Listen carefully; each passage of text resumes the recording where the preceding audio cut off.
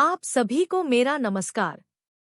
तो दोस्तों, आज मैं आपके लिए इस वीडियो में मकर संक्रांति पर सुनी जाने वाली धर्मराज जी महाराज की उद्यापन का वीडियो लेकर आई हूँ। तो दोस्तों, धर्मराज जी महाराज की कहानी कोई साल भर सुनता है, कोई 6 महीने सुनता है, कोई सवा महीने सुनता है, तो कोई 15 दिन, कोई 7 दिन तक ही यह कहानी सुनता है। दोस्तों, यह जरूरी नहीं है कि आप साल भर तक यह कहानी सुने।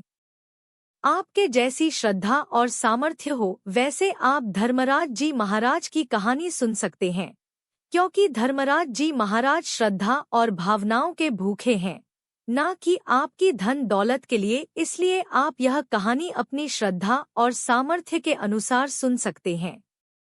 दोस्तों, यह कहानी आप मकर संक्रांति से लेकर अगली मकर संक्रांति पर आप इसका उद्यापन विधिपूर्वक करें। अब मैं आपको बताती हूँ इसके उद्यापन की सामग्री। उद्यापन में काटी छतरी, चप्पल, चौड़े से कपड़े, कंदिल, लोटे में शक्कर भरकर, सवा पाव मूंग, सवा पार ज्वार आदि, 6 मोती, 6 मूंगा, यमराज जी की लोहे की मूर्ति, धर्मराज जी महाराज की सोने की मूर्ति, चांदी का चांद, सोने का सूरज, चांदी का साठिया आदि सब सामान उद्यापन की संपूर्ण सामग्री में आते हैं। तो दोस्तों, आप इनमें से जो आपकी श्रद्धा हो उतना आप सामर्थ्य के अनुसार, हैसियत के अनुसार उद्यापन की सामग्री ला सकते हो। अब मैं आपको बताती हूँ कि आपको धर्मराज जी महाराज का उद्यापन कैसे करना है। तो सबसे पहले आप सुबह जल्दी उठकर घर की अच्छे से साफ सफाई कर लीजिए। उसके बाद स्नान आदि करके साफ सुथरे कपड़े पहने। उसके बाद आप अपने घर में एक सुंदर सा मंडप सजाएं, जिसमें 4 स्तंभ हो मंडप, और घर को सुंदर वस्त्र, पुष्प, हरे पत्तों से सजाएं। मंडप के भीतर श्री धर्मराज जी महाराज और चित्रगुप्त जी महाराज की प्रतिमा या चित्र स्थापित करें। उसके सामने आचार्य द्वारा सर्वोत्तम भद्र मंडल स्थापित करें। भद्र मंडल के बाईं ओर और नवग्रह तथा दाईं तरफ सोरस मातृका की स्थापना करें। मातृका के शरीर गणेश जी महाराज तथा ईशान कोण में रुद्र कलश स्थापित करें। उस पर यथाशक्ति सोने या चांदी की धर्मराज जी महाराज की मूर्ति स्थापित करें। इसके बाद सभी देवी देवताओं का पूजन करें और प्रधान देव के रूप में श्री गणेश जी महाराज का विनय भाव से श्रद्धा युक्त होकर षड उपचार से पूजन करें।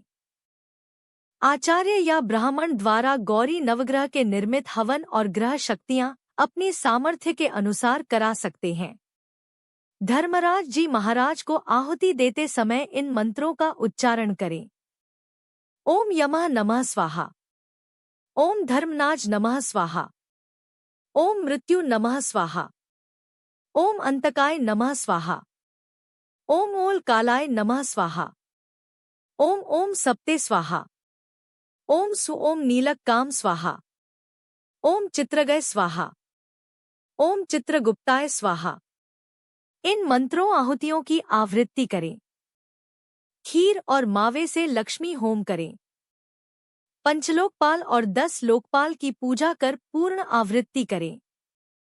हवन के बाद ब्राह्मण जोड़े सहित 14 दंपति पतिप को भोजन कराएं और 14 बर्तन, प्रत्येक दंपति को एक एक बर्तन अर्पण करें एवं दक्षिणा देकर विदा करें।